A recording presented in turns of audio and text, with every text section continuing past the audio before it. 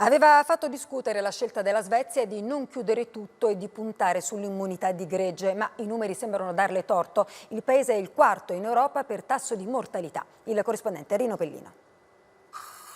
4.400 decessi dall'inizio della pandemia. La Svezia è, in rapporto alla popolazione, il quarto paese più colpito in Europa. A più riprese il premier Le Pen ha respinto l'accusa di voler puntare sull'immunità di gregge, di non prendere misure anti-Covid e ha difeso le proprie scelte. Ristoranti aperti ma a distanziamento di 1 metro, asili e scuole aperte ma fino alle medie, per superiori e università lezioni via internet, possibili riunioni fino a 50 persone.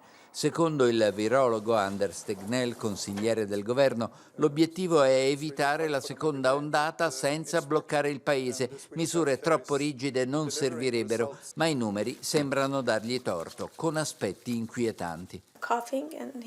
Mi hanno chiamato per dirmi che mio padre aveva cominciato a non respirare bene, che alla fine gli hanno dato della morfina senza che lo vedesse un medico, racconta questa donna.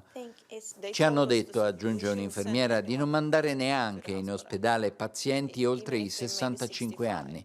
Danimarca, Finlandia, Norvegia continuano a tenere chiusi i confini con la Svezia e al momento neanche la Grecia vuole accogliere turisti svedesi.